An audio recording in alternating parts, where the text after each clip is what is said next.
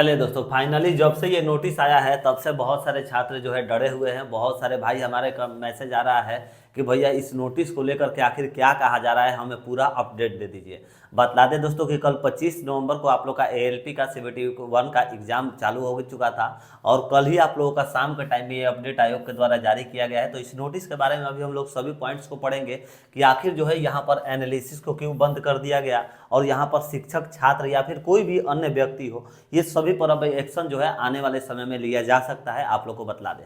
तो चलिए बिना किसी देरी के हम लोग सेशन को स्टार्ट कर लेते हैं और देखते हैं कि रेलवे एएलपी भर्ती साल 2024 को लेकर के आखिर क्या अपडेट ये जारी किया गया है कि इस अपडेट को आने के बाद बहुत सारे छात्र डरे हुए हैं और क्यों डरे हुए हैं ये भी दोस्तों अभी हम आप लोग को बतला देंगे। देखिए सबसे पहले बतला दें कि ये नोटिस जो है कल आप लोग का जारी हुआ था, ये वही वाला नोटिस है 25/11/2024। तो ये आप लोग का इंग्लिश में नोटिस जारी हुआ है। तो बहुत सारे भाई हमारे कंफ्यूज हैं, नहीं समझ में आ रहा है उनको कि आखिर जो है ये इसका कहने का अर्थ क्या है। ठीक है, तो देखिए हम लोग उसको क्या कर रहे हैं, ट्रांसलेट कर दिया गया है यहाँ पर आप लोगों के लिए, ताकि आप लोग जो है आसान भाषा में इसको पढ़ सकते हैं और इसको समझ सकते हैं कि इसमें एक एक पॉइंट जो है आप लोगों का क्या कह रहा है। देखिए दोस्तों सबसे पहले बतला दे, इस नोटिस का जो पहला नंबर पॉइंट है वो कह रहा है कि रेलवे भर्ती बोर्ड ने बार बार उम्मीदवारों और फिर अन्य हितधारकों के ध्यान में लाया है कि कोई भी व्यक्ति किसी भी रूप में परीक्षण सामग्री के किसी भी रूप में संपूर्ण जानकारी का खुलासा, प्रकाशन या फिर पूर्ण रूपदान, प्रसारण, भंडारण या फिर प्रसारण और भंडारण की सुविधा प्रदान कर रहा है। ठीक है, देखिए सबसे पहले आप लोग को बता दें, जो ये पहला नंबर पॉइंट है यहाँ पर मेंशन किया गया है कि परीक्षा सामग्री को लेकर के अगर कोई भी जो है भैया कुछ भी कर रहा है, कुछ भी खुलासा कर रहा है तो उस पर एक्शन लिया जाएगा। अब परीक्षा सामग्री में क्या, इसको भी समझ लीजिए, या फिर उसका भाग या किसी भी माध्यम से अर्थात मौखिक या फिर लिखित, इलेक्ट्रॉनिक या फिर मैकेनिकल या फिर परीक्षा केंद्र में आपूर्ति किए गए रफ पेपर, ध्यान दीजिएगा यहाँ पर रफ पेपर को लेकर के जाना या फिर परीक्षण सामग्री में अनधिकृत कब्जे में पाए जाने को गंभीर कदाचार माना जाएगा और फिर परीक्षा से वंचित, अयोग्य घोषित कर दिया जाएगा। देखिए दोस्तों बतला दें, बहुत सारे बच्चे किए क्या है, एग्जाम तो देने गए हैं, ठीक है, एग्जाम देने गए, एग्जाम में जो क्वेश्चन आया बाहर जैसे ही निकले, बहुत सारे टीचर क्या करते हैं कि जाते हैं वहां पर एग्जाम सेंटर पर और बच्चों से पूछते हैं कि आखिर सवाल कैसा आया, किस पैटर्न पर सवाल आया था, कब का करंट अफेयर आया, आखिर जो है फिजिक्स से कितना क्वेश्चन आया, करंट अफेयर से कितना क्वेश्चन आया, मैथ से कौन कौन से टॉपिक से क्वेश्चन आया। तो बहुत सारे बच्चे जो है बतला भी देते हैं, ठीक है, क्योंकि उनको जो है आइडिया लगा हुआ रहता है, एग्जाम दिए हुए रहते हैं तो उनको याद रहता है तो बतला देते हैं। और बहुत सारे बच्चे ऐसे भी होते हैं जिनको एग्जैक्ट क्वेश्चन भी ध्यान में रहता है तो वो लोग क्वेश्चन भी बतला देते हैं कि भैया ये वाला क्वेश्चन जो है पूछा गया था। ठीक है, तो उनसे होता क्या है, जो अगला शिफ्ट है यानी कि जो नेक्स्ट डे का एग्जाम है वो बच्चे जो है अवगत हो जाते हैं कि हाँ इस पैटर्न पर जो है क्वेश्चन पूछ रहा है रेलवे, तो इस पैटर्न पर जो है हमें थोड़ा सा ध्यान दे देना चाहिए। तो उस पर हुआ क्या, जो भी बच्चे पहले एग्जाम दे दिए उनको तो कुछ आइडिया नहीं था कि किस पैटर्न पर क्वेश्चन आ रहा है, मगर अगले बार बच्चे के लिए यानी कि जो नेक्स्ट शिफ्ट का एग्जाम है उन बच्चों के लिए हेल्प मिल जाता था। तो यहाँ पर जो है कहीं ना कहीं कुछ थोड़ा बहुत तो अन्याय हो ही रहा था। और दूसरा नंबर ये तो हो गया मौखिक रूप से दोस्तों, ठीक है, जो कि अन्य किसी टीचर्स को या फिर किसी भी यूट्यूबर्स को जो सोशल मीडिया के माध्यम से, जैसे फेसबुक हो गया, इंस्टाग्राम हो गया, यूट्यूब हो गया, ट्विटर हो गया, कोई भी जो है जाकर के पूछता है तो बच्चे बतला देते हैं।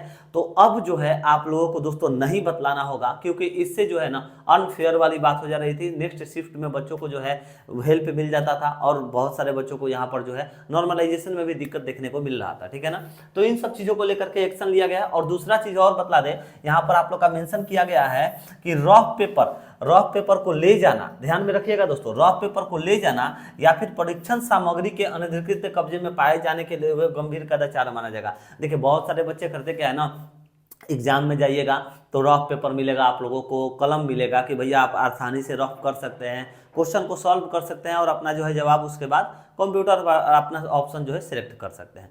तो अब इसमें होता क्या है, बहुत सारे बच्चे वहां पर बदमाशी क्या करते हैं कि रफ पेपर पर क्वेश्चन लिख लेते हैं और उसे किसी भी तरह से लुका छिपा करके बाहर लेकर के आ जाते हैं और उसके बाद बतला देते हैं कि भैया ये जो क्वेश्चन है एग्जैक्ट हम देखे हुए हैं, ये क्वेश्चन आया हुआ था, सिस्टम पर था, हम यहाँ पर नोट करके लेकर के आए हैं। और लाने के बाद बाहर जो है सोशल सोशल मीडिया के माध्यम से बहुत ही ज़्यादा उसे वायरल कर देते हैं। तो इन सब चीज़ों पर अब एक्शन लिया जाएगा। एक तरह से बहुत ही अच्छा ये नोटिस निकाला गया है, क्योंकि सभी के साथ फेयर होने चाहिए। जितने भी बच्चे एग्जाम दे रहे हैं सभी के साथ एक ही तरह का नियम होना चाहिए, तो अच्छा रहता है, बेस्ट रहता है, ठीक है ना।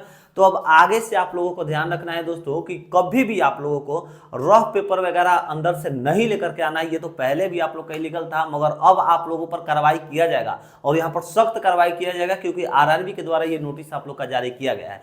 तो अब आप लोगों को जो है यहाँ पर ध्यान में रखना होगा कि अंदर से कोई भी सामान को जो है नहीं लेकर के आना है। और उसके साथ साथ अगर कोई भी पूछे, यूट्यूबर पूछे, कोई टीचर पूछे, कोई छात्र पूछे, कैसा सवाल पूछा गया, किस पैटर्न पर पूछा गया, क्या पूछा गया, कोई भी जवाब आप लोगों को वहां पर नहीं देना है। चुपचाप से जाइए, एग्जाम दीजिए और उसके बाद सीधे निकल करके अपने घर पर आइए दोस्तों, ठीक है। और बतला दे, देखिए अब यहाँ पर बच्चे से क्या सवाल कर रहे हैं कि भैया मेरा 25 नवंबर को पहले शिफ्ट और फिर दूसरे शिफ्ट में एग्जाम था, तो क्या हमने तो जो है भैया हमने ये नोटिस को तो पहले नहीं देखा था, तो हम तो वहां पर जो है इंटरव्यू दे चुके हैं, तो क्या हम पर भी एक्शन लिया जाएगा?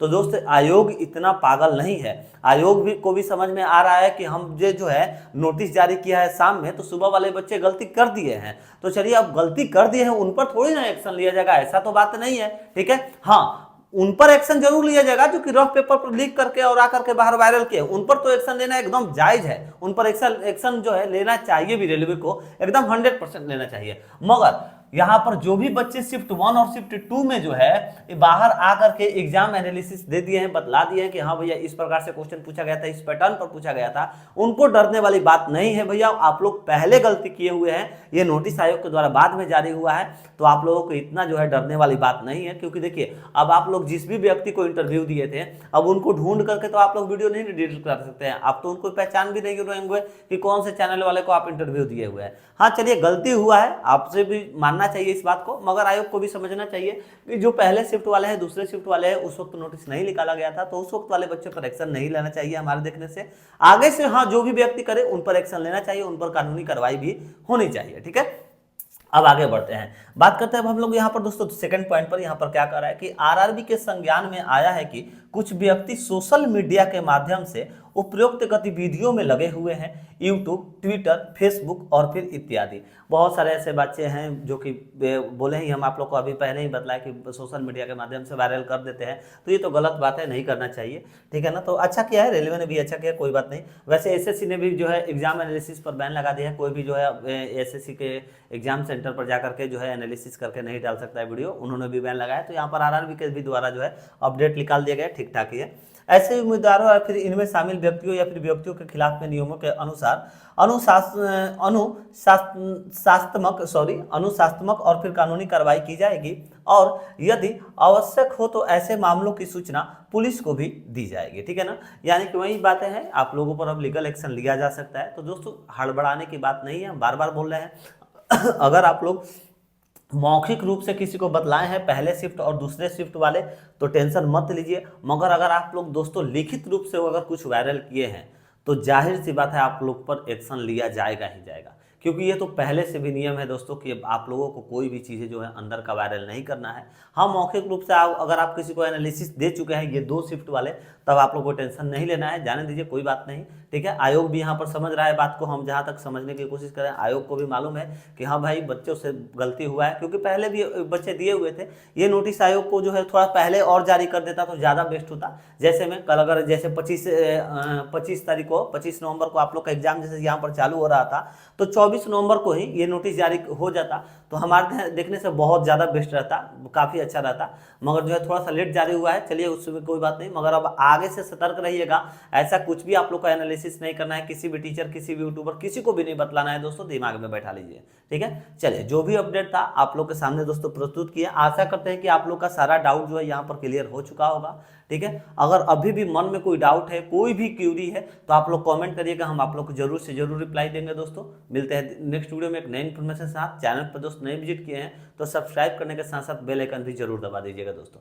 मिलते हैं नेक्स्ट वीडियो में। जय हिंद, जय भारत।